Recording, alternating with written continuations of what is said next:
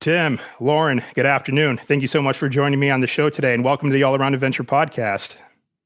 Thank you so much for having us. We're so excited to be here today. This is our first ever podcast. It's going to be great. Yeah, I've been looking forward to catching up with you all because I will tell you both, I am deeply missing Antarctica right now because when I made it home into San Antonio, I was caught in rush hour traffic to get home, which when you spend about a week in one of the most wild places in the world and you see more penguins than people, coming home to that is a hard adjustment. So I'm missing the place. What about you both? I mean, I 100% second that. And I can tell you, even though we continued traveling after it, we still have the same feeling. Like, I think the moment we stepped off that boat, it just felt like we left something behind. And it was actually a very sad moment for us. Yeah, I think it was the saddest goodbye we've ever had to say on our trip. We're traveling the world. We've been traveling now for 9 months, and saying goodbye to Antarctica sucked. It sent us into a depression. I looked up jobs in Antarctica to see if I could get a job there, even though, what the hell would I do? I don't know. But yeah, complete the same. We're still on what's the term? We're still on the come down. We're still on the Antarctica come down. Yeah. Well, I mean, we met so many amazing people. We had a kind of our own group that we sort of formed while they were there, and a very diverse group too. Of course, you had me in America, you had a couple from the UK, a couple from Canada, and then of course, Tim, you're from Germany. And then we had one of our friends from Australia. So we all came from so many different backgrounds, so many different places and environments, but then we're all brought together to go explore the frozen continent. And so that was our common denominator there. And I think that's a very strong common denominator because, despite any differences we might have had, it all kind of sort of, became a non-issue when we're exploring Antarctica.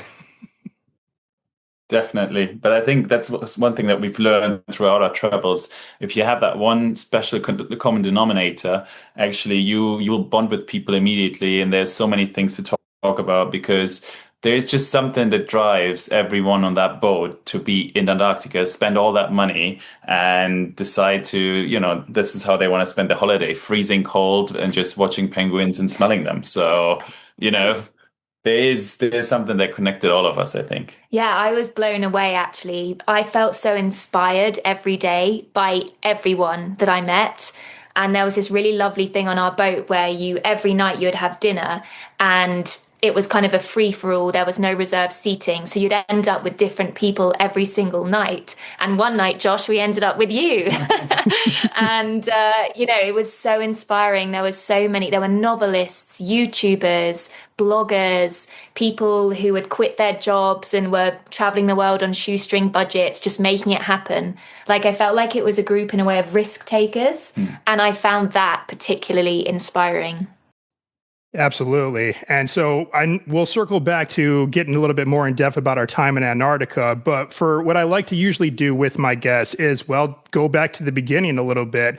Every great story has a beginning. So that's where I'd like to start there with you both. And so I'm sure there's so much for each of you as individuals, but I think if we could fast forward to what brought you both together and then making this decision to just go out and travel the world together, because I feel like it's tricky for one person to kind of uproot their lives and decide they're going to take this indefinite gap year to go out and travel the world, but to get two people to want to do it at the same time and to do it together, I think that's kind of like a whole different ball game. So can you tell us a little bit about that? What brought you both together and what led you both to make this decision to travel the world together?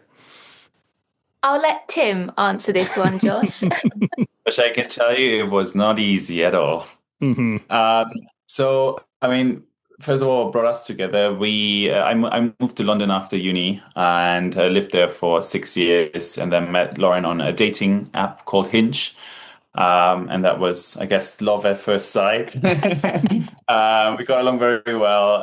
And then I would say, 5-6 months into dating, I introduced her to this concept of leaving everything behind and just going traveling for a year, which especially also in London among kind of the people that we have around us is a crazy idea to a lot.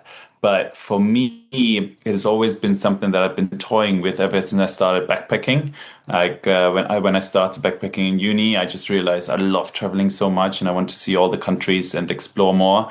And just while you're working your day job, you just don't get this many days to actually explore the world. And I realized, okay, if I just want to make like a little dent on what I want to see in this world, I need a lot more time out. And that's when I kind of thought, okay, maybe at some point I need some time out and I want to travel the world. And then I introduced Lauren to that idea. I said to Tim, we're going to have to break up, because I am a corporate girly to the core, like so ambitious my whole life, really. Everything was always about getting to the next step in my career. I had an amazing job. I worked for Meta, so Facebook and Instagram. I was in the music team there, so it was like super sexy stuff. And then, yeah, I'd been dating Tim for a long time. He didn't mention this on date one. And then I'm suddenly confronted with this guy I really, really like and I can see a future with, is going to quit his job and leave London and travel the world. What on earth do I do? And yeah, as Tim said, it wasn't easy. It took me a year to finally pick up the courage to quit my job and travel. And really, it came down to the kind of what's the thing? Oh yeah, it really came down to feel the fear and do it anyway. And my whole life, I think I've been very safe. I've been very focused on career. And suddenly I just thought, you know what? Life is short. I'll be fine. Oh, and I've just remembered what actually also happened. I was hit by a car in London and I shattered my left knee. And that also added to this mentality of YOLO, you only live once, life is short. I've got this gorgeous guy who wants to travel. Let's just do it. What's the worst that can happen? Yeah. And we should probably, a lot of people around us said, this is going to make or break you guys. Like, you haven't been together that long. And Tim and I, we've always had the attitude of, well, let it break us, because, 30, we'd much rather it break us up than waste time. And actually, we've been great. No breakups here. If anything, we're so close now, like so close. And I know Tim better than I ever would have had at home. Yeah, but I think maybe in short summary, what it's just kind of boiled down to is we both had several years careers. We felt fairly comfortable in our position, fairly comfortable and confident also in our own abilities and skill sets to be able to re-enter the job market. And at the same time, we both had well-paying jobs that allowed us to set aside the amount of money that we needed to just go on this world trip without having to worry too much and be able to do things like Antarctica as well on the way. So, and I think that was kind of the ideal setup, if you will, fairly low risk and lots of upside opportunity that we've been managing to graphs, haven't we? Yeah. Well, it's a tough dichotomy, isn't it? Because at some point, we of course we do need money to live, to eat, to do all these sort of things. And you brought up this point that you were both in certain points in each of your individual lives where you had very great potential in certain careers and everything like that. Tim, you had just finished uni. Lauren, you had a great job at Meta. And a lot of people would look at you both and say, oh, they both got it made now. Like, sky's the limit in whatever careers that and where they go from there. So to say, okay, we're going to hang that up for now, or at the very least, we're going to shelve it for now because, we want to travel to China, we want to travel to Korea, or we want to go to Antarctica and everything like that.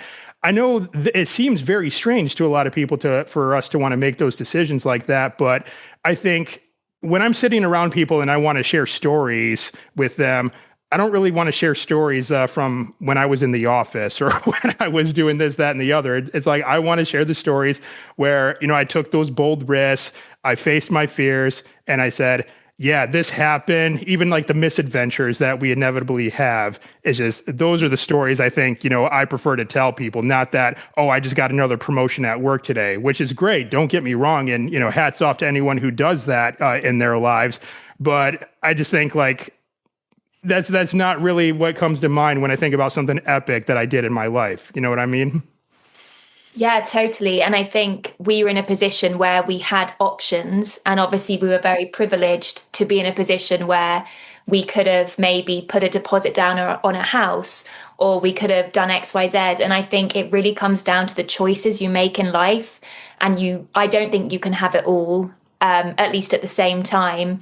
And we made the choice, the least financially sensible choice, but to spend what we would have spent on a deposit for a house on a 1 year all out adventure.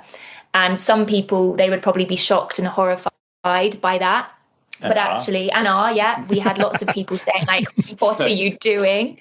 But it's choices. And this is how we've chosen to, yeah, spend, I guess, a large part of the money that we earned during our 20s in a kind of reckless but totally fabulous way. but it's not just the people around us, right? I mean, your parents were also a little bit concerned. So I luckily already had kind of primed my parents that I'm not the one that stays around for too long. So they weren't too shocked when I told them the first time around. But I think you had a little bit more convincing to do on your part. Yeah, I think my mum and dad so proud of me for my career and everything I've achieved, and they were suddenly like, "Why has she suddenly done this 360? Is it just this guy who's, luring her in with like the world trip?" And my dad got it quicker, I think, because he did some traveling when he was younger. But my mum, she took a long time to convince. But now they're totally on board and they can see it. Like, we've got our whole lives to settle down and be normal. So why not just take a chance if you can and see the world and find out more about yourself, not in that nine till, well, it wasn't 9 till 5 for us. It was like 9 till 9 corporate life. I didn't really know who I was when I quit my job because my persona was my job. Hmm. Yeah, yeah, absolutely. And so you both ultimately did make this decision to go out and start traveling the world together. Like you said, having to hang up the jobs for a while, having to convince a lot of people, and then, but you did it though, because here we are having this conversation. So, where to first? I mean, once you've made this realization, and then you got on the plane and started heading out into the world together, where'd you go? Yeah, so we kind of thought about the globe. I mean, obviously, a year always sounds like a long time, but when you actually break it down into countries, it's a little bit more limited than you'd think. But for us, it was clear we didn't want to go anywhere in Europe because we lived in Europe and we found that you can easily explore it kind of short haul. And we also said the US is probably too expensive for us right now. You guys and your $100 like Too no pricey. hundreds of dollars hotel things. And You're then I not think the wrong. third, and then I think the third part was also we wanted to especially explore places that maybe are more fun, more adventurous, but also maybe less risky when you're a bit younger. Rather than, the US in a way is very safe. You can just rent a car, you can do it with a family, you can do it when you're older as well, no problem. But we wanted to particularly also target countries that, maybe the food hygiene isn't the best. Maybe, getting stung by mosquitoes and, kind of contracting Phone stolen. get your phone stolen and like all these risks, that just come with world travel. We just thought, okay, let's go to a little bit more adventurous countries and tick them off while we're still young and while we can take the risk. But to start off, we actually went to Japan. And I think Japan is Good a choice. classic good choice. Like it seemed like it was the go-to when you're 30. Like either you run a marathon or you go to Japan, or it's like one of these like kind of third life crisis that people go through. And we're like, okay, what's that hype all about? Let's go. So the first thing was Japan, Korea, China, Hong Kong, Sri Lanka. And then we topped it off with a nice little relaxation in the Maldives, which was just off Sri Lanka. So that was a nice little first stint, wasn't it? Yeah, and we also had this loose concept to visiting places of historical interest or a wonder of the world. We're both really into history, particularly me. I'm a history major and very proud one. So yeah, in all of these places, we tend to do the big historical sites too. So after we did Asia, we then flew to Central and South America and did most of those countries as well. Then we decided to take a break and fly to Africa, and we did safari and some of the stuff there. And then we went back to Argentina, ultimately to make the trip downwards to Ushuaia and then onwards to Antarctica. So we didn't have any methods in kind of where we were going. It was loosely geographic. But actually, the coolest part of how we've been doing it is that we make it up as we go along. So when we were in Costa Rica, we just said, okay, in a few days' time, should we fly to Istanbul in Turkey? Because we've never been. And that's been something that has been like a developmental, how would I say it? I've had to just trust and lean in, because before the world trip, I was a very type A, organized, obsessed. Everything had to be perfect and planned. And actually, one of the biggest gifts of world travel is I am just so chill these days. I'm like, yeah, we're going to Antarctica in 2 days. We don't have a cruise booked. It's all good. We don't have a warm coat. We don't have gloves. We'll figure it out. But I think that's the beauty of traveling in your 30s. Especially like, a lot of younger people also do these extended trips after uni, or maybe even after high school, they take a year out. But for us, the benefit was we had the money to do also things that maybe don't make any financial sense. Like, aside from the general world trip, which probably is not the best financial decision. But yeah, for example, pivoting and just saying, you know what, we've spent now 3-4 months in Central America, and we're feeling like we're not appreciating the things as much anymore as we used to, like in the beginning, because, in a way, sometimes things become a little bit more repetitive. And to just have that break, then saying, hey, let's do something completely different. Let's go to Africa. And then realizing towards the end of our Africa trip, we got really excited to go back to Latin America. And just, I think it doesn't sound like a smart idea. It makes no sense geographically, but in that moment, it just felt right. And I think in hindsight also, I think it was completely the right decision. So that was really cool, I thought. And well, we ended up in Antarctica, but that also, I guess, as Lauren kind of already alluded, we booked ourselves onto the cruise 2 days in advance. 2 days in advance. And they had room for you both still? Wow. We were the last cabin that was still available. Wow. Yeah, literally. We booked it when we came from Chile, from Easter Island. We were back in Buenos Aires, and we're about to fly down to Ushuaia. And we're like, well, I think we better check it, because, this is a big thing. Like just rocking up a day before is sometimes a bit tricky. So we decided 2 days before, we messaged the local agencies. And yeah, it was a tough call, because there was a lot of money going out in that moment. It was fairly spontaneous, and it was the biggest sum I've ever transferred in my entire life. And I'm sure you maybe aside from a car purchase, like for most people, that's the case. And to just do that at like the whim of the moment. It was mental. It was my palms were very sweaty. Well, yeah, that's exactly what I thought too, because, well, this trip to Antarctica was the most expensive trip. Like, I think this is the first time I spent 5 figures on a trip before, right? And so it's pretty nerve-wracking to do so, because you obviously think of like, well, what else could I do with that money and everything like that? But it just, I had to go. I just told myself, because, you brought up a point earlier, Lauren, that, right, life is short. And I feel like there is this tendency where we say, you know what, I'll just do it next year or something like that. But then next year turns into 5 years. 5 years turns into a decade. And then next thing you know, you're at the end of it all and thinking, oh, shoot, I never actually did that thing I wanted to do. Well, crap, now it's too late. So it's just one of those things. Sometimes you just have to say yes, and you just have to jump on it. Yeah. And you just have to rip off the plaster, the financial bad decision plaster, and you forget about it, and then you just enjoy as much as you can. It's so funny though. I had a budget in my head. It was $5,000, and I said to Tim 2 days before the cruise, if we find anything above this price, I can't go on it. It's just too much money. And then we found a last minute deal. It was a bit more than 5K. And I just thought, screw it. Let's just go on this cruise, because like Antarctica, I think it's 0.001% of the population has been to Antarctica.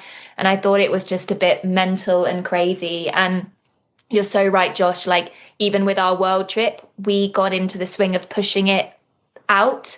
We'd be like, oh, maybe we'd do this next year or in 2027 or after we bought a house.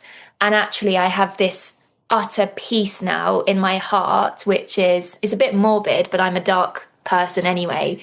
If I was to die tomorrow, a year's time, I would feel at peace because I've done this world trip, genuinely. I feel like I've seen things, I took a risk, and I've had the best year of my life. And so it's amazing to have that, like, just inner peace and certainty. So, yeah. Hey, you've lived. Yeah, I feel like I've actually lived, which is amazing.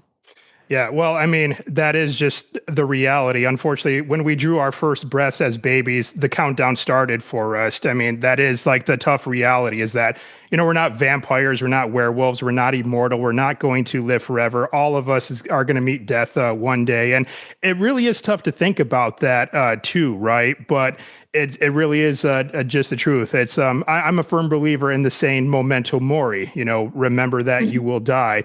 And but I think that's also a good thing to latch on to is to take those risks. I mean, and I don't know if this was really going through both of your minds to this extent back when you first decided to start traveling the world together. But I mean, but of course, you mentioned this, Lauren, that you were hit by a car. I mean, and you certainly weren't going out that day planning to get struck by anything, but that didn't mean that the world was going to throw something your way that can disrupt, your life and your routine. And sadly, unfortunately, we see this all the time. We see people get into accidents or this happens, that happens completely out of nowhere. And then it sort of is a tough thing to think about. It's just like, man, they were only like this age. They had so much life left to live. They could have done so much, but this is where their story ends. So again, it's just all this goes back to, and we don't want to try to like scare people in that they may die tomorrow, but it's possible. So you just sometimes just have to say yes to things, while you still can. I mean, I know that sounds like a threat, but that's not a threat.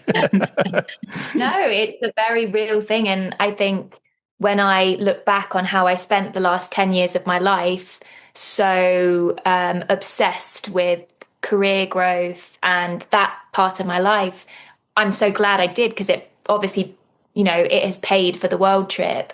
But I'm also like, wow, if I had continued on that path, I would not have lived like to the extent that I've lived in the last year. And yeah, anything can happen. Like, there's a concept called Death Day in a book. I think it's called One Day. I don't know if you've seen the Netflix show or read the book.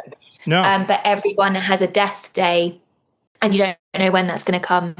And I certainly did not wake up thinking that I would be in a collision with a taxi in London and end up in, with one working leg for at least a year. Yeah. So yeah. You just got to live, people. Go out there. I always say, quit your jobs. If you can afford it. If you can afford it. Yes. Yeah. Mm-hmm, absolutely. Well, and I'm not going to say that all corporations are like this necessarily, but of course, a lot of people, they do give a lot of their time, a lot of their energy, a lot of their mental and spiritual bandwidth to like whatever company or entities that they work for. And again, I don't want to throw all companies under the bus with what I'm about to say, but it's just that if you were to die tomorrow, for anyone who might be listening, they will have a replacement for you, like within a couple of weeks' time. They're going to keep they're going to put another cog in their machine, and they're going to keep things rolling. So it's just, but it's that balance, right? Where yes, you do need to work to make money to finance like these ambitions and everything like that, or you can do other things just as well too. But just make sure you're not doing that to the point where all these other dreams and aspirations you have are falling to the wayside because, again, like we said, like tomorrow, a meteor can come crashing through your living room while you're sitting on the couch watching TV or something. So, yeah. I always say, and I also said to Lauren, because she was struggling a little bit with quitting her job, because obviously you make friends at work and you have these great colleagues that you kind of feel loyalty to, but the number one person you need to be loyal to is yourself. And that's the most important point because the company, as you said, they will replace you if they need to. If somebody higher up says we need to save costs and then somebody needs to go and then, that might be you, like they won't think about it for a year. So in the same time, you also shouldn't think about them for over a year and be too worried about it because they will manage somehow. I mean, they're all, well-paid individuals as well. Like they're getting paid to solve problems, and if you're not around, that's a problem, and then they will have to go out and solve it. So, if you're not loyal to yourself, then nobody really is. And I mean, there's exceptions to the rule, obviously, and I think the more the smaller entities kind of in that spectrum, they tend to have a little bit more of a loyalty concept, but especially if you're part of a big corporation like Meta, or I used to work for Citibank. It's a well-oiled machine, and it will work with or without you. So you really just have to kind of think for yourself here. Is this what I'm doing, the right thing for me? Yes, then go ahead and do it. Absolutely. So ultimately making that decision to go to Antarctica, you got booked at the last minute to go. And, you mentioned also early on that there was a good amount of fear with getting out and traveling to places. And this, of course, was the financial fear that you came over as well. But let's be real. There's a lot of other things that makes going to Antarctica very challenging besides just putting on a lot of money. First, we had to cross the Drake Passage, some of the most treacherous water in the entire world. So was there any fear with things like that? Because here you are, you have to sail across like this brutal body of water to a frozen continent where it's going to be cold as soon as you step out of your quarters. So any fears on that front that you both had to deal with? I mean, and I'd like to start off with saying the benefit here is ignorance is bliss. We did not know about the Drake Passage until like very, very shortly before, right? So that there could be 40 feet waves. We didn't know that. But what I also mean is like, if you book it 2 days in advance, you can only be scared about it for 2 days. And that happened. Really true. So we didn't have like, 1 month, 2 months anticipation, like looking up things online and like, kind of hiding in the background and then be like, was it actually that bad? And like, going crazy about research on all these kind of things. Like we couldn't spend too much thinking process, on it. Like that, and I think that in some way actually helps. You're not too worried. The other thing we tend to do is never Google or YouTube any place we go, which sounds bizarre, but we never want to be we never want the experience to be spoiled by pictures or videos we see. We want it to be a first time surprise. And something that I was thinking about that with Antarctica is that you had all of these explorers in like the 19th century going on the heroic age of exploration. They would have seen paintings maybe, but they wouldn't have seen any kind of videos or, they wouldn't know what Antarctica really looked like. And I found that aspect, just as a random side tangent, really fascinating when we went. And in a way, yeah, we tend not to Google anything, but I am like a naturally anxious person. So for the 2 days when we did book it, I was scared of Drake Passage for sure. And it was blooming awful, I would say. Luckily, Tim and I didn't get seasick, but Josh, we didn't see you for quite a few days. Do you want to comment on that live on your podcast? Yes. I will certainly say, now on the way down, I was okay for the most part because, well, that was certainly at least the case for, I think, most of the passengers on the first day going across Drake Passage, is that a lot of us were confined to our quarters because the best way to deal with motion sickness on a boat like that was to get yourself horizontal, so laying down. As soon as you stand upright, you're perpendicular with the movement of the ship, and then that's when you kind of feel it a little bit more.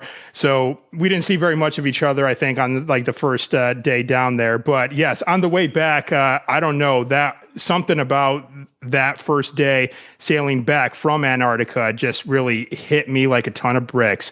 I slept through breakfast. I went up for lunch and then was doing okay. But then suddenly I just got hit with this wave, pun totally intended, of nausea. And then I had to say to a few of our friends, I'm sorry, y'all, I got to go. So Yeah, I you just, left pretty quick, Josh. yeah, I went right back down, and I laid back down, and then, tried to like sit up so I could sip some more water, have some electrolytes or something like that. Cause, dehydration will definitely exacerbate the effects of motion sickness. So, yeah, yeah, it was rough, but then by the next day I was right as rain. So, it worked out good that way, but holy crap. I mean, that body of water was no joke, not at all. No joke whatsoever. It was probably the craziest, like, at least transit experience of our entire lives, if not maybe just the craziest experience. Like, on the way to Antarctica, we had waves of, I think, 6 meters, maybe someone said. And they don't sail the Drake Passage if waves get to 7 meters. And at one point, we had a cabin assistant. I don't know if you had this, Josh, but we had a cabin assistant come into our room very quickly, frantically trying to seal the porthole in case of a wave smashing against it. So we were plunged into darkness for like 2 days. Maybe you missed it in your delirious horizontal state. Oh man. I guess if you wanted to if you try to see one positive note on this whole Drake's Passage, and I think you just alluded to it, it brings people together. So like, when you move down, everyone knew the terror that you were going through, but everyone immediately understood as well. Like, we're there together and we're suffering together. And I think, and you probably know much more about that kind of with your military history, but just this suffering together also bonds people together. And I think that's also, and I wouldn't say it's necessary or it was necessary to form also the great cohesion that we had as a group, but I'm definitely sure that it was a great lubricant for that. Yeah, and the other way to look at it is as a rite of passage. I mean, it's called Drake Passage, but something that has really stuck with me is the contrast in colours between the Drake Passage, which was inky black, the sea was furious, the sky was grey, and then in Antarctica, it was like some heavenly, white, mystical land. And there was something so just evocative about the black and the satanical and the fury of Drake with landing in what was like a heavenly shore. It was amazing. And the stillness. And the stillness and the silence of Antarctica. Sailing through some of those channels, like watching these glaciers left and right, rising up, and no wave in sight. You maybe just spot a seal here and there, smell some penguins, but just the utter peacefulness and everyone just being on deck in awe, nobody talking. I think that was incredible. And you're right, that's complete opposite to, what you'd had gone through like a day or 2 days before that. So it's very, very interesting. Well, I think, rite of passage is a great way of looking at it, because it's kind of the idea of the hero's journey. And I know you both are kind of like movie buffs as well. Is just, have any of the movies that you've enjoyed in the past, has everything just gone completely right for the whole film for the main character? No, the main character has always had to undergo some sort of trial or tribulation. Even like the PG movies, like think about the movie Home Alone. I don't know if you both seen the movie. It was just a fun like family film, but he had to fight off these two home invaders and everything like that. So he still had a challenge that he had to overcome in some way.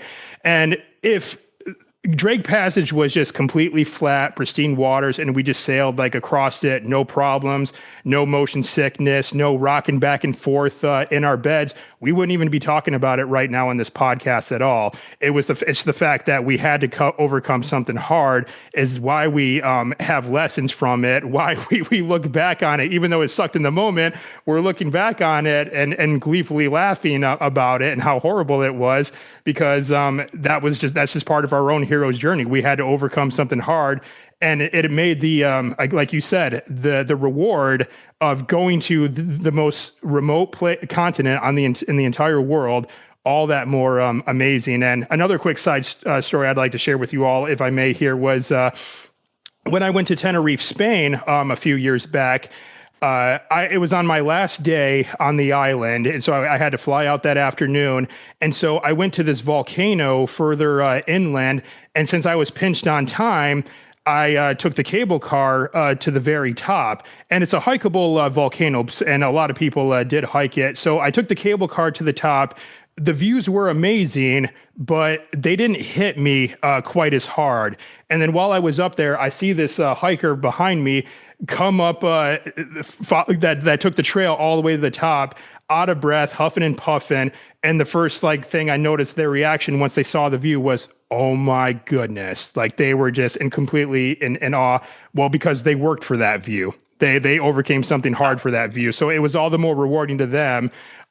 Just like, I mean, just the same way that Antarctica was so rewarding, seeing it for the first time. You brought this, Tim, that, no one said a word when we were on deck and actually seeing land in front of us. It's just like we went through hell to get there. And so we were enjoying it. 100%. Like, very well put, Josh. I couldn't agree anymore. Yeah, it was crazy. But I'd do it all again in an instant. And that's so funny. We all would. We all said that. Actually, one of our friends said he probably wouldn't do it again and he'd need to save up to get a helicopter there or a plane there. Yeah. The other thing that was interesting last night, well, actually, I'll start by saying, so I've come up with this concept of the secret society of Antarctic explorers to name this cult that we've created and that we're now in because we've been to Antarctica. We were having dinner last night and a couple overheard our conversation and they just randomly said to us, sorry to kind of be listening in, but we've just come back from Antarctica. And they were on the Quark, which is a more luxury ship. They had freaking electronic fins that were like AI or something that would extend from the boat to counterbalance Drake Passage. Can you believe that? They were computer programmed to help stabilize the waves on this huge cruise ship. And obviously part of me was fascinated by that. But part of me, even though Drake Passage was hideous, I felt sad at that. Like we were so lucky. We were on a 1970s ex-research vessel ship. It looked like it'd been beaten up big time. And yeah, we all got beaten up on the Drake Passage. But for me, that kind of, I don't know, it didn't sit right for some reason.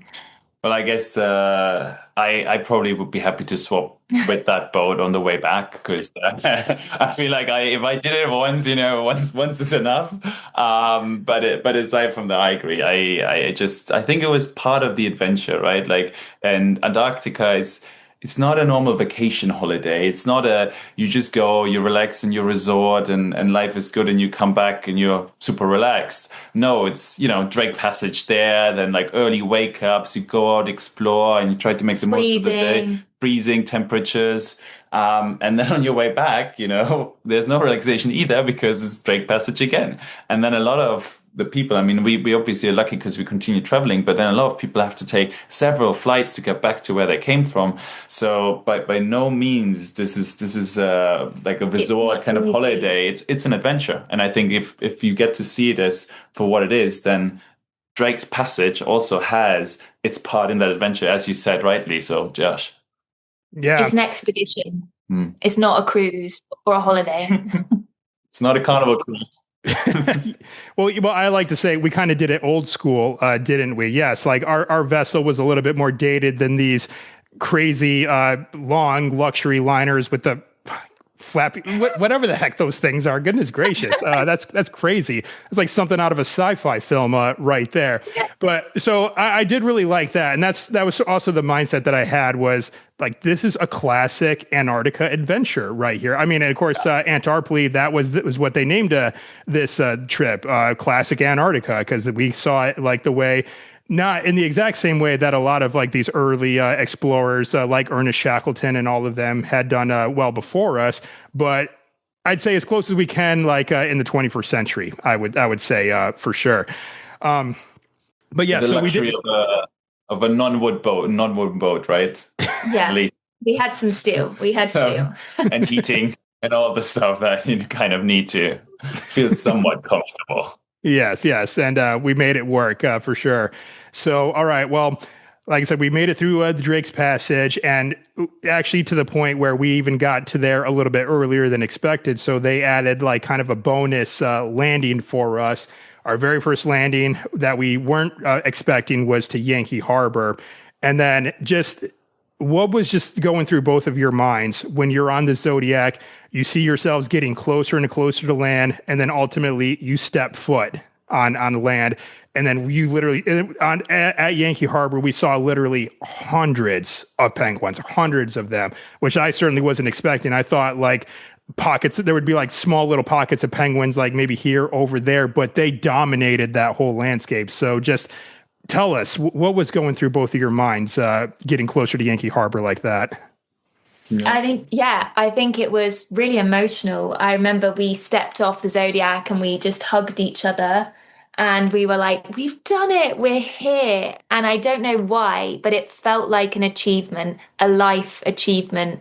And it was very emotional. I mean, I didn't cry then, but I definitely just randomly started crying on another Sure excursion because I just felt so overwhelmed with the fact that we were in Antarctica and it was so special. And yeah, the landscape truly is like nothing we have ever seen. It was magic. It was just pure magic. It was like a frozen wonderland of just no humans. We felt like we were on another planet. It was so otherworldly, and that was very overwhelming. Yeah. What about you? I still remember that moment quite vividly because I also made sure to film it. Because luckily, this was for me actually the seventh continent in the world. This was the last continent that I hadn't visited yet. So that was my main motivation actually to go to Antarctica, aside from it being an incredible adventure, obviously. But so I filmed it, and I just remember getting off that Zodiac and just feeling this kind of sense of achievement. That's what I just said. Yeah. Yeah, exactly. But it's also just because I'd set myself this goal. I wanted to travel to seven continents, and now I've made it. Like, wow, like so many people dream of this, right? And I get to achieve this. And, I'm not a record-breaking person by doing it at 31, but still, I thought that was a pretty great feat because I don't know anyone in my environment that actually has done that. So, yeah, I just had that rush of achievement the moment I kind of set foot onto Antarctica. And then it's just like excitement followed. You see a seal in that corner, you see hundreds of penguins, and you're just, you know them from the zoo, but I've never really properly seen them out in kind of, an ice environment. And you just see them waddle around and they make you laugh. And like, the whole atmosphere was so good. I mean, it was freezing cold, obviously. So we were struggling a little bit with that, to be perfectly honest. But everyone was very happy to be there. I think among the crowd, there was great atmosphere. There was great vibe. Everyone cheering, and just watching those penguins going about their day. And they could not care less, like you'd think they kind of, they look at you, they try to see what you are, but they don't care. You have this triumphant moment in your life, and then you have this horde of penguins that are like, it's just, another group of humans here just watching us. Let's see if they're funnier than the last ones. Or I don't know what's going on. It's because it's actually the opposite. They've never been hunted at scale before, so they haven't learned to fear humans. That said, there was a lot of whaling, sealing, and Shackleton's expedition did kill a load of penguins, sadly. Yeah. But yeah, what about you, Josh? How did you feel?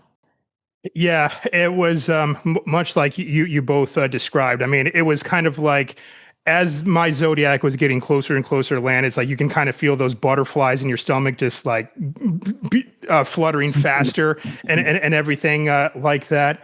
And then I just remember stepping on shore, and then I just kind of look around and realize I actually was holding my breath the whole time. And I'm just like, oh, wow. And just looking around, and you see all these penguins, and you both brought up the point that like, yeah, the penguins, were still just doing their thing, despite like all of these people just showing up in waves at their shores.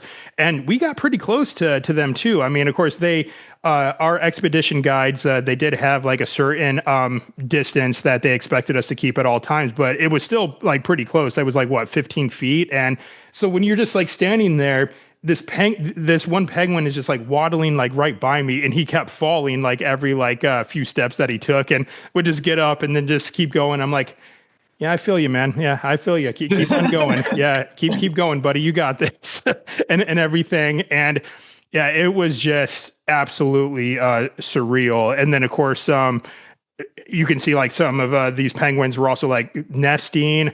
You had a couple of them that were just laying on their nests, covering their eggs. And then you also just think of, okay, yep, you got a journey ahead of you. You know, you're going to be at that for a while. And it's just, you kind of relate to them sort of like in a way, especially like when I look at my, the back on my life, and which I don't know if I was really doing this in like a midlife crisis kind of way, because I told you both that I was nearing 40 when we were aboard the ship. Yeah. But yeah, I just couldn't help but think of like, I've gone through so much to get to this point, and here I am. And so it was like a very great accomplishment and just a surreal feeling. And to also, your point, Lauren, is that just this vast wilderness that's completely unadulterated by humans, that Mother Nature owns completely, and everything was just, it was incredible. And that was another thing, hats off to the folks at Antarctica and all of our guides that, obviously they kept a pretty tight ship, both while on board and while on land, to make sure that we were minimizing our impact as much as possible, because and I was all for it. I did not want to disrupt this beauty that I was seeing. Not at all. No.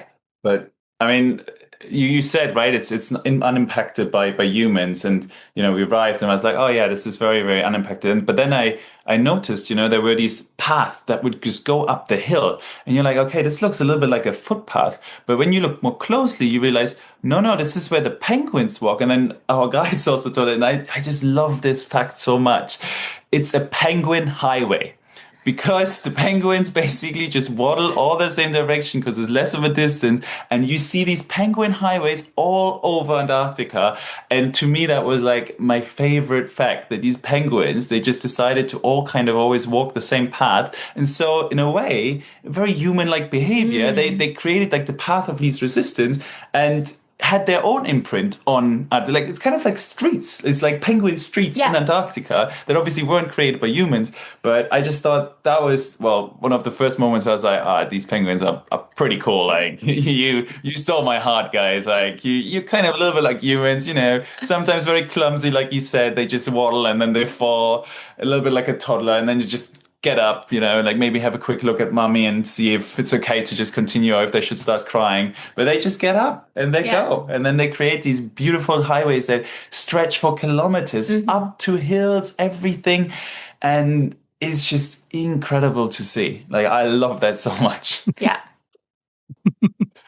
Yeah, so that was our first landing. And then, of course, we did so many other amazing landings and activities from there.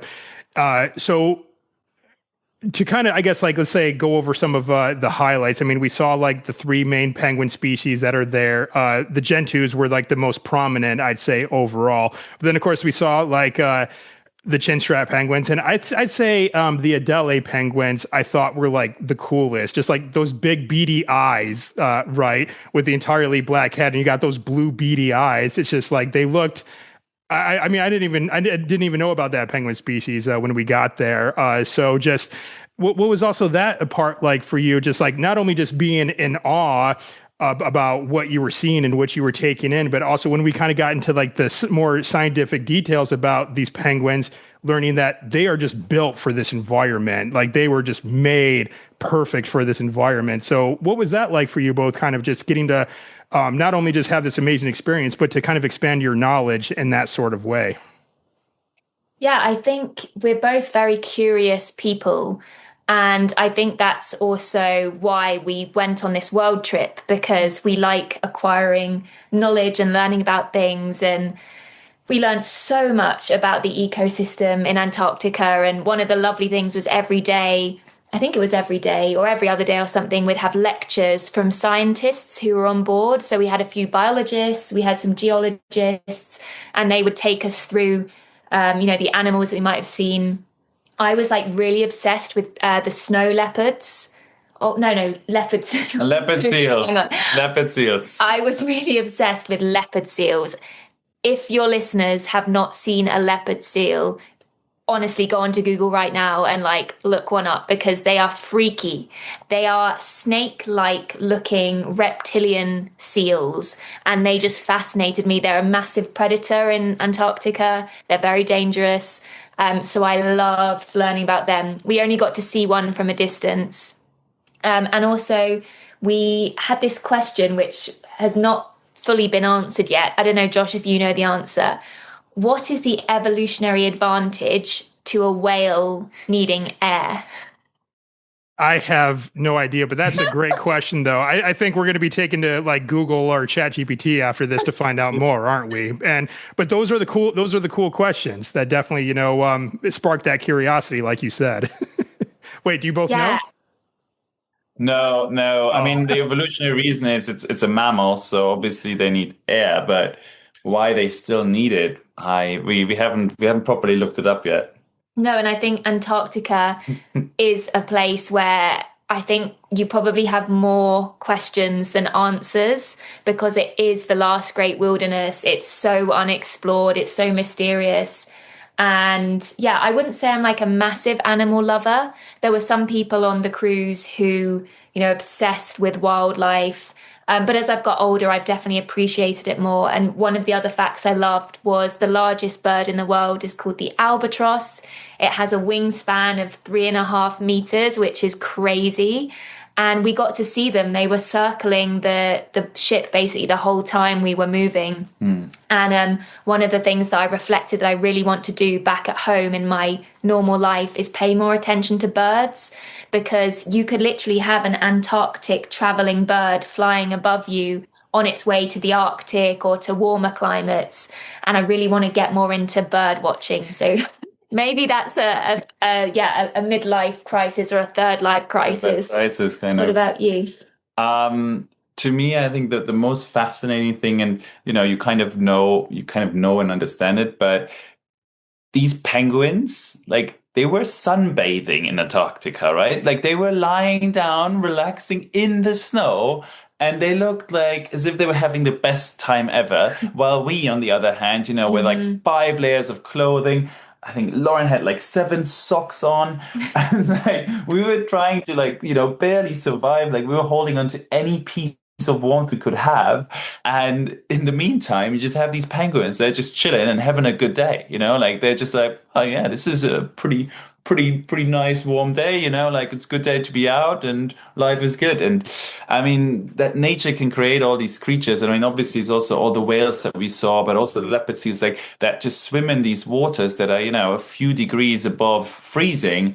And for them, that's just kind of, a nice cuddly temperature. It just never ceases to blow my mind, because, nature is so beautiful. Like it has creatures in every part of the world, even in this most inhospitable environment, that you would think as a human, like, yeah, we're not supposed to step foot on Antarctica. No, we're not supposed to be there. Like, we're not supposed to be there. And we were there in like the best period ever, right? In summer. Like I can't even imagine what it's like in winter. And then you just have these creatures that live there all throughout, and then there's the emperor penguins that even like walk all like so many kilometers inland where, there's nothing. There's really nothing. There's nothing to see. There's nothing to eat. But they just do it because, then they know at least their offspring will be safe from glaciers, parting. And I don't know. That was so amazing to me to see. Nature has an answer for everything. Yeah. Well, we also had a lot of really cool rare moments that happened during our particular expedition. You brought up emperor penguins, Tim. We actually got to see one, which is actually like you said, they typically don't reside on the Antarctic Peninsula where we were. They what was it that our guide Lucas said? They're loco. They're loco penguins. Yeah, they're just loco. they're just insane, crazy penguins, because these birds can dive deeper than any of the other penguins. Like out of like any bird species in the world, they can go the deepest underwater. And instead of like retreating to the more warmer parts of the continent, like the Antarctic Peninsula, they're going further inland where it can get up to like negative like 60 degrees Celsius, which is insane. Or what is it? Is it like negative 50? I know it's like negative like 70 Fahrenheit, which I think is like negative 50 Celsius, maybe. But just they're deliberately seeking out the harshest spots that they can on that continent. But they're just so tough. And then they're huge. Like I remember seeing some of the photos that others had took, because like when I got around on the Zodiac to see Mighty, that's what I named the emperor penguin, is Mighty. Very, very fitting. He was by himself, but others had captured some photos when there were some other penguins on top of the iceberg with him. He was 3 times larger than these other penguins. He was huge. And I also remember one of our guides said that, you know, he's been bringing people to this part of the continent for like over a decade. Mighty was maybe like the 4th emperor penguin he's ever seen in that time, but we got to see him. So that was awesome. We were lucky enough to do a cruise around the Galapagos about 3 or 4 months ago, and we had a naturalist guide there, and she said your vibe attracts your tribe with animals.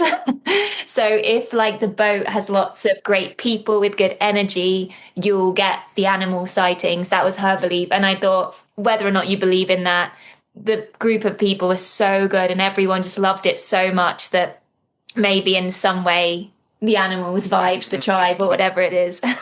So that was great. When they told us about it, we were like on our way in the Zodiac, and I was like, why did you tell us? Because now if it leaves, like, it would be devastating. And then obviously it didn't leave. So we were very, very lucky. And we actually still got to see it in comparison with the penguins. And magnificent. It was just one of the coolest things ever. And we actually, the couple that spoke to us yesterday, they actually took a trip especially just for the emperor penguins. Now, they obviously saw the colonies and everything, but they were shocked when they heard that we actually got to see one just, you know, in the normal cruise. Yeah, because the Quark, the kind of luxury cruise, they have options to go to the east, and you can get helicoptered into the emperor penguin colonies, which this couple did. I don't want to know how much this cost. Like, honestly, we will probably never get there, but we were in the West, so it was very unusual for us to see an emperor, but we did. And I loved it. And we had a lot of whale sightings as well, actually. Yeah, lots. They told us, you know, like the benefit of going late in the season, like Jan or especially Feb, you get to see a lot of whales, like, you know, 20, 30, 40 whales at a time, like, you know, over like the span of an hour. But we actually, in parts, we had whales like on every side of the boat, and like, you know, pods of 4 or 5 whales as well. Like some people saw whales breaching as well. So I think in that regard, we were actually very lucky.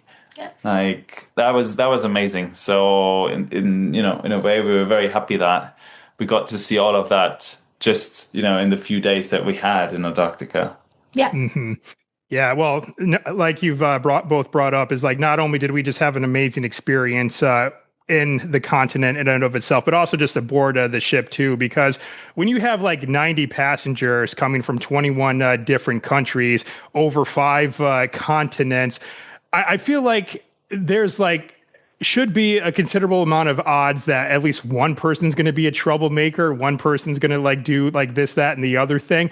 But no one was like that. I mean, everyone was just super cool, amazing. They were very respectful to each other, that no matter who you sat with in the dining room, because I mean, you have to sit with someone because there's not enough tables for anyone just to have like their own table, like in a restaurant or whatever. You're sitting with some people, but it's like no matter who you sit with, they're just super cool. And then, and then of course, you know, we definitely had fun with our talent shows and our karaoke nights and everything like that. And then also the staff on board, you know, Fabian holding up the bar for us. Just it was so fun. And so the people made the trip. Even if I was on an entirely separate place from Antarctica, if I was on board a ship just like out in the middle of the ocean with these people, I'd still have a great time. You know what I mean?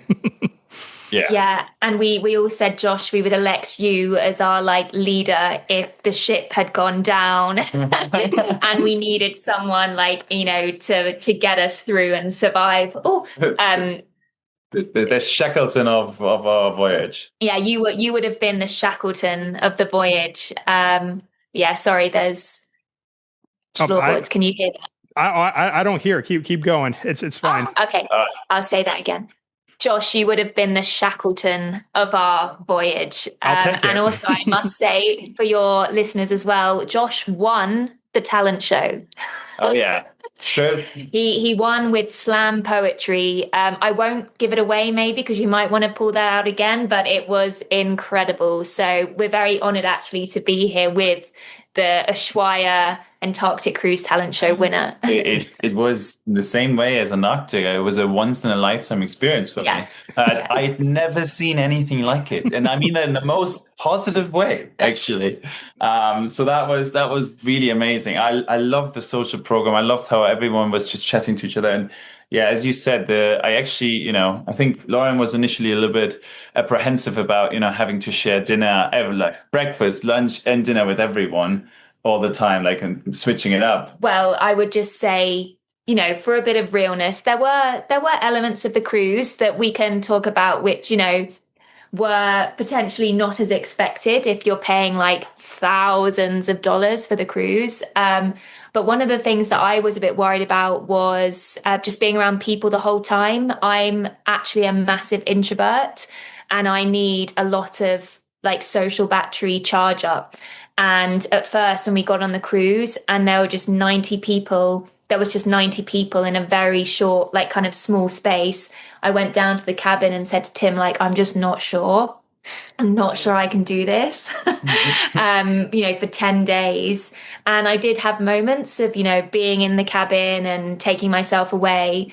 But one of the most fabulous things was meeting other very nerdy introverts too and having like the geekiest conversations. Like at one point I was talking to a couple of guys who are really into sci-fi stuff, and Tim had to exit the conversation because he was like, this nerd level has got too much for him. Whereas I like found my people, and yeah, everyone was just so nerdy and fabulous and brave and had their side hustles. And I was just so inspired by that group of people. Absolutely. So I think the question is out there, though, that I think maybe a lot of our listeners and viewers, and I'm sure your audience is wondering this as well, is where do you go from here? Because, the name of both of your YouTube channels is The Gap Year at 30. So you're not even through like a third of your life yet. So, but you've already made it to the frozen continent. Again, a feat that a very, very small percentage of the world will ever achieve. Like very few people in this world will ever step foot on that continent, but you both did it. So where do you go from here? I mean, it's such an amazing accomplishment. I think the question is, now what? It's a good question, Josh. Honestly, we've been asking ourselves that question ever since we left Antarctica. I think the one way that I've looked at this world trip before, and I try to look at it all the time, is that we're not trying to up ourselves with certain activities, but that every activity is incredible in its own way. And I try to not compare them. Like, obviously, I think Antarctica probably was the coolest thing we have ever done, but that shouldn't distract from like other things that we've been doing. I mean, now we went into Patagonia. We did a lot of amazing hikes that were incredible as well, and I think we have a lot of like cherished memories from that part of the trip. So, can we top it? I don't know. I don't know if it's even toppable, but are there so many more things out there that I want to see, that I want to experience, that I want to explore, even after this gap year where we literally, aside from Australia, New Zealand, kind of Oceania, we pretty much covered every single continent for at least a little bit. Yes, 100%. There are things that I want to see, and we already started. And probably everyone that has been traveling for a while or has been doing some backpacking knows this problem is the more countries you visit, the more countries come to your list. So we've already been working on it, and we already have like a list of another 30 countries we'd love to see. Just after we kind of, we're not even finished with it, but it's just a never-ending exploration, pretty much. Yeah, I think a couple of things for me. The first would be I thought that this gap year, this world trip would get all of the travel out of my system. No, that's been like the worst. That was the worst idea ever. Because as Tim said, the more you travel, the more you want to travel. So although we've done Antarctica, I already want to go back somehow, someday, and do a different part. And there's hundreds, well, not hundreds, but loads of other countries on our list. But I think the second thing for me in terms of what's next is I actually do crave the Sundays where I'm just snuggled up on a sofa reading a book. Tim and I have got an Indian curry on the way, a takeout. And in a way, I've started to crave more the slower and cozier aspects of life. And I really hope that after this world trip, that I can, appreciate and enjoy those moments too. And I do crave them. That's the thing. Our life for the past 9 months has been so fast paced and full of adventure and risk. And yet I do still want, and look forward to the moments where it's just us two back in London in our tiny little flat, cooking or getting takeout more likely. So yeah, I think it's going to be very hard when this world trip ends. The money is running out and I go back to work in February, and I'm very anxious about what that transition is going to be like for me. But I hope that I enjoy the slowness and making a home again as the next chapter. Having said that, eyes are locked on the Arctic. Yeah, we're going to Arctic next, and Josh, you should definitely come too. I think our whole little crew should do Arctic next. Gotta see. I think I did toss out the idea of dog sledding in Greenland next. So, I mean, I don't know. Let's see if that gets any traction. So, well, I mean, now these are both very, very good points, because I agree with you, Tim, that I don't think the objective is to one up like a previous trip necessarily. Like each adventure we go on is going to have its own like unique challenges, highlights, and this, that, and the other thing. And there was this concept that I just kind of put together recently. I'm actually going to do a solo podcast episode about this not too far down the line here. But I say what you both are doing, what I'm doing, what pretty much all the other passengers aboard the Ushuaia that we traveled with are doing, is that we're building a legend. And like with you both, is that your legend so far consists of Japan, Korea, China, safaris in Africa, all over Central and South America. And then now, of course, like going to Antarctica, that's just like another chapter in the legend that you all are putting together. And like, in my case, Marine Corps, Peace Corps, master's degree, archaeology career, and now Antarctica is part of my legend now too. But of course, like we said, we're saying yes to life because we know that even though we have a lot of it to look forward to, it can still get disrupted at the drop of a hat. Sometimes outside of our control potentially. But it's just so I think it's just we want to have a good legend at the end of it all, whenever that happens to come for us. Yeah, like I don't know if this is a slight digression, but I feel like Antarctica is part of my story now. And as such, I want a tattoo of a whale. Probably on my ankle. Tim talked me out of getting one on my wrist. But for some reason, I feel like Antarctica is within me and part of my story, as like sappy as that sounds. And yeah, I want a tattoo for some reason, just of Antarctica out of all of the countries. And it's interesting why that is, but I think there's something about how you articulated that it becomes part of you. And I mean, I just like to clarify, I didn't just talk her out of getting a tattoo on her arm. I talked her out of it in Ushuaia. The moment after we landed, I said, you know what? That's an impulse decision. Let's maybe wait for it a little bit, like they get a temporary tattoo. I don't have any tattoos, by the way. So it would have been like, and yeah, I basically walked out of the cruise and was like, Tim, we're going to a tattoo shop and I'm getting a whale somewhere on my body. And I'm actually quite glad that Tim was there to like stop the madness, because I think it's something you should think about, right? But yeah, Antarctica, it's under my skin, literally. And I think in a few months we'll be physically. Yeah. But I couldn't agree more, right? Like we're all writing our own stories, and we're all kind of the only person that can steer that book of life. So every decision that you make will write another chapter, and you'll enter another chapter. And I think also the way that we're thinking about is this world trip was an incredible chapter. Yeah. I mean, it's not done yet. We're still going until March, but it's one chapter, and we're not, I mean, obviously we're sad that it's over, but we're also looking forward to the next chapter. In the same way that when you read a book, you had an amazing chapter that you read through, you're not sad that it's done, but you're actually looking forward to the next chapter because you want to know how the story continues.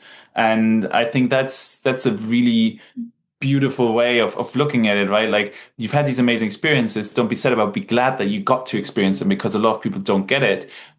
But then take all of that positivity and energy, take to the next chapter. And, we're back to normal life in London that, maybe on paper doesn't sound as exciting, but it can be as well, because there's all these other, maybe quirks or small things that you just more chilled. Like, don't I'm appreciate. so excited to go back to London and not give a fuck about anything.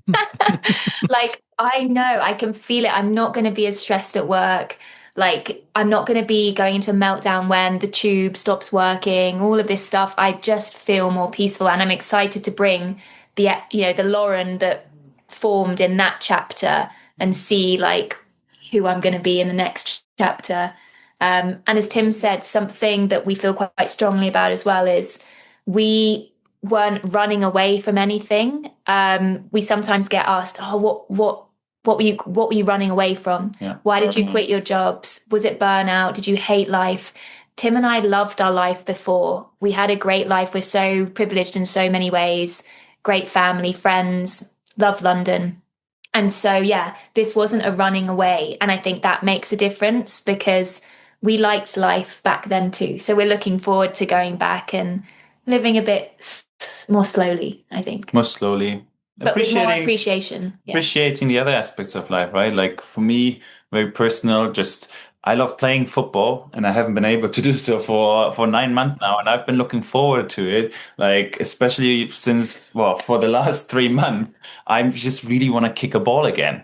And, that's just kind of the classic stuff that happens. Bed. Your own bed, like coffee. The own flat, like set up in exactly the way you have it, and being able to meet all your friends. Just reading a physical book, the smell of a book. I'm so excited to, live that life again too. So, there's excitement everywhere, in every facet of life. Like, regardless of what you do, you're going on a road trip or you live kind of the normal life. And I'm excited for it. I think it's going to be cool as well. All right. Right on. Well, we are barely scratching the surface on both of your story, and then also even our time in Antarctica. There's only so much that we can share in like in a podcast episode. So I definitely want to encourage our listeners and viewers to go connect with you both. So how can they do that? So where are you out there in social media? I know you both are on YouTube. That's, I think, your main platform there. So yeah, how can our listeners and viewers reach out and connect with you? Yeah, so we have a YouTube channel called Gap Year at 30. And we started that a few months ago. I love creating videos, sharing the stories. So yeah, check that out. And then also I'm on Substack, and I like writing. I'm going to do some Antarctica stuff there. So that's Gap Year at 30 there. We are on Instagram too, Gap Year at. And yeah, you can follow us for all of our adventures. Yeah. All right. Well, I'll have everything linked up in the show. I backed him into this, by the way. Tim did not want to do like content creation. He was like, "What are you doing? What are you talking about?" So bless him. He's a lovely, willing participant and the star of the YouTube. You have lots of fans, actually.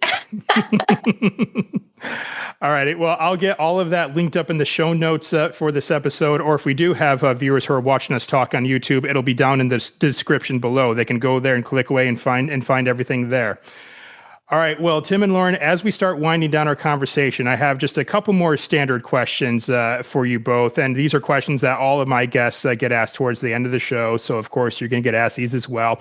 And the first thing I'd like to ask my guests to do is issue a challenge to our listeners, because we got to hear some great stories from you both today. We got to get some great insights from you both today. But I always say that stories, insights, motivation, inspiration, all that stuff, it really can only take our listeners and viewers so far. If they really really want to go out and do amazing things in life, they have to take action once they're done listening to us talk today. So with that, what challenge would you issue to our listeners and viewers today for them to go out there and start living a more adventurous life? Well, so we both met a fellow traveler on board on board the Ushuaia, and he actually had this amazing thing that he set up for himself, and it reminded me a little bit of something that I'd done when I just moved between jobs, and that is to set yourself the goal to just travel somewhere once every month. So in every month, he would go and he would look, well, in his case, it was in Europe. So he would book the cheapest flight he could find to a place that, he had no views on and just explore that place over there. Now, it doesn't have to be a flight, but I would challenge you, go out of your city, go somewhere you haven't been yet, and do that once a month for the next 12 months, or maybe, the next year is about to hit, or we're currently there. Just challenge yourself to that. Hold yourself accountable. Once a month is very much doable, I think. Even with kids, with anyone else, you can do it and explore a new place and see what that gives you back. And if you like it, continue doing so. Yeah. And I love the idea of just getting Google Maps up and just randomly pointing your finger, even if it's just a town, a few miles away, and committing, going for the day, and just go there to observe, to, whatever it'll be a funny story, even if it's a complete fail.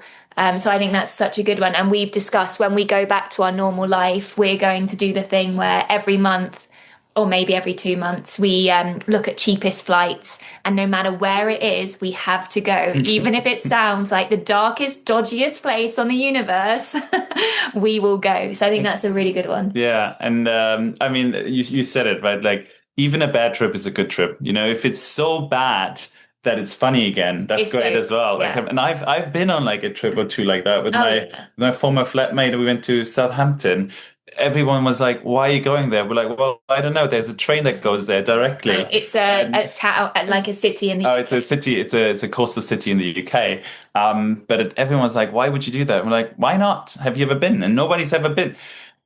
Was it the best town ever? Probably not. Did we have a great time? We learned a lot of new things about Southampton and found some cool corners. Yes. There's cool stuff in every single city and village that you go to. You just have to go out and find it. And it will always be an interesting story. And it's definitely one of a dear memory of mine as well. And we've made many of those as well. Yeah. So go out there, challenge yourself, explore. If you don't have the budget to make it a big trip or a far trip, there's still stuff within your vicinity that you definitely haven't seen yet. Get in your car, get on the bus, get on the train, and just try to see a little bit more of this beautiful world that we got here. Yeah. All right, outstanding. All right, so what I have for you both now is my final three. These are three. I like to think that these are fun questions that, again, all of my guests get asked at the end of the show. So here we go for you both now. And these potentially might be loaded questions. I'll forewarn you on that here. And so the first one is, what is your favorite place that you've been to so far? Josh, that is the worst question to ask two people on a world trip. Short and sweet gut response is, of course, Antarctica. Tim, yeah, you concur? Well, I think I have to, but at the same time, I also don't want to be boring. So I'm going to deviate from Lauren's answer, but acknowledging that probably that is the best. For me, I think aside from Antarctica, it's China. And it's China because we had very limited expectations, I think, going in, and we were just blown away. I mean, there's a lot of negative press about China, and I want to leave the politics aside here, what the government does is one thing, but also it's not necessarily the people that you meet locally. And we've just been welcomed with so much kindness and positive energy and incredible food. Yeah. And a lot of super fascinating things to do. I think as a country, it's been really one of those that I came in with fairly little expectations. We just did it because it's a pretty big country. It's quite important for this world. And I was personally blown away. And I would definitely recommend that to anyone that's ever, considered it or thought of wanting to go. If it's possible for you, go. you will not regret it. It's a bit, you said loco. Loco, I think, is the right word, and we love the word loco now. But it is a bit loco, and you'll have to adapt to it. But once you kind of adapt to it and you get the hang of it, it's an incredible experience. All right, very good. And I want to say that those well, Antarctica is definitely a first that's definitely an original answer to this question. I'm trying to remember if anyone else has said China before. Maybe. I think so. China might have already been spoken for, but we're still. I'll still say that you both are 1 for 1 for original answers to these questions. The advantage is that we have two different answers that we can go off of here. But I got two more questions for you, and the second one is: what is one thing on your bucket list that you have yet to do? Mine is go to Uganda and see and maybe even interact with the silver-backed gorillas there. And crazy, but another Antarctica passenger told us about their trip to Uganda, and now that is number 1 on my bucket list. Number 2 is horse riding in Mongolia. Random, huh? Trans-Siberian Railway. Trans-Siberian Railway, yes. I'm not sure we'll ever get to do that now, though, given the political situation with Russia. But yeah, we'll see. What about you? I mean, I struggle with just having one item on my bucket list. I have a lot on my bucket list. You snuck in 2 or maybe even 3. I think the silverback gorillas is a big one that we've gotten very excited about the more we've heard about it now during this world trip. For me, one thing that fascinates me is people events. And I feel like I've not really experienced enough of them. Like one of them, the major one, obviously, is Holi Festival in India. But, Carnival in Rio. I think there's just so many crazy things that people are doing. And they're just also fun, but they're just cheese rolling. Cheese rolling, yes. Cheese rolling in the UK. There's a festival where you get your roll of cheese, what they called it, there's a block of cheese that's being rolled down a hill, and then it's primarily men run after the cheese, and the first one to catch it wins. Why is it primarily men, eh? Yeah, because we're just No. we make stupid decisions, but trying to have a good time. So it's people festivals, and I think Holi Festival is one thing that I really want to experience. And we're actually going to India after Christmas, but unfortunately, that's not the right time. Okay. All in due time, though, as we say. And I want to say probably quite a few firsts there. Yeah. The Uganda for the silverback gorillas was definitely a first. Yeah, cheese rolling festival. Yeah, that's definitely a first. I didn't even know about such a thing until you just brought it up, Tim. So there we go. We got a couple more original answers to these questions. So I mean, Josh, I at some point I just got into making bucket lists, and it's like this new 7 World Wonders countries. Then it was people festivals. There's so much crazy stuff out there it's hilarious and it's very entertaining, and I want to do it all. I just want to experience all of that. The craziness that people go through. The weirder, the better. The weirder, the better. Why not? Yeah. Why not? ¿Por qué no? ¿Por qué no? Sí. All right. And I got one more question in this final 3, and this is a 2-parter. What is your favorite animal, and have you seen this animal in the wild? Oh my gosh. My favorite animal, it's probably the giant pandas from China. They are amazing. They are ridiculous creatures. They are huge, and all they do is stuff their face with their big bellies with bamboo all day, and then will roly-poly over. It was amazing to see them. And fun fact, in China, they're very specific with who around the world gets a giant panda, because they're such a national treasure, and the presidents there control giant panda distribution tightly. So we were lucky enough to see them in Chengdu in China, which was amazing. Yeah. I mean, initially I was thinking of my childhood favorite animal for a weird reason was the cow. So I maybe had to go with that, but that was not exciting. I think the warthogs are pretty cool, but I think the pandas, I don't know if any of you have ever seen footage of a panda eating, but I don't think I've ever seen another animal that sits while they're eating, like a human. They sit and they chew it like that. It's It's the funniest thing you could have ever imagined. It's so, so good. And with that, I think the panda probably wins. But yeah, like as Lauren said, it's very interesting. So China kind of tightly controls which pandas get to go to which zoo. And so it's all about relationship with the country. Yeah. And you have to pay a lot of money for it as well. Josh, I want to just ask you, since going to Antarctica, have your answers to any of those 3 questions changed? Yeah, I would say so. Antarctica definitely ranks up there as probably my favorite place so far. I still have my same favorite animal, and then obviously, of course, to the bucket list question. I mean, Antarctica was a check off the list. However, it's not the full check though. I mean, all 7 is on my bucket list, which of course, would include Antarctica, and I still need to make it to Australia, but that's the plan for 2026 is to make it out to Australia. My favorite animal is a peregrine falcon. So that's it's been like that forever. Now, I will say the panda is definitely a first for this question as well. I definitely feel like I would remember if someone said panda. And it's interesting that you both bring up how tight-knit they are when it comes to being distributed and leaving China.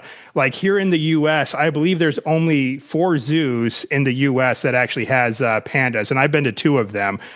First one was in San Diego, and the other one was in Atlanta. And in San Diego, especially, they were pretty, again, tight knit with panda viewing. They had like just a small little platform, and then I go up there and I see, yeah, exactly how you described him. They're just plopped on their butts, big old thing of bamboo in their hand, just eating like crazy, munching away. And I'm just like watching them like in awe. And the next thing I know, a zookeeper's like, okay, you need to move along now. You can't stay up here for very long. So I'm like, oh, okay. So it's like that then. All right. So even in like a US based zoos, they're under some pretty tight lock and key when it comes to their viewing. So, but yeah. they're really cool though. Really cool. Yeah.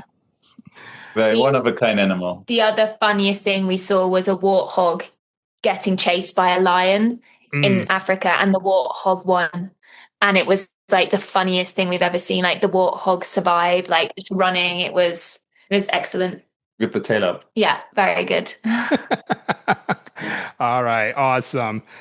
All right, well, Tim and Lauren, that's it. That's all the questions that I have for you today. But before we call it a day here, let's just recap one more time where our listeners and viewers can go connect with you, where they can tune in on YouTube. So, yeah, where are you both out there on the internet space? Gap Year at 30, YouTube, Substack, and Instagram. Check us out. Thank you so much, Josh. It's been amazing to talk to you, and just love talking about Antarctica as well. Thank you. One of the best things we've ever done. Yeah. Yeah, well, it's my pleasure. And like I said, I'll get everything linked up in the show notes for this episode or down in the description below if people are watching us talk on YouTube. Yeah, it definitely unforgettable experience going to Antarctica. And I was, very glad that I got to meet you both as well as everyone else that made up your group. And by all means, you guys have an open invitation to come visit me in my neck of the woods here in the U.S. whenever you'd like. So it'd be great to have you both here. We will do. Thank you, Josh. Yeah, for what you wish for. All right, right on.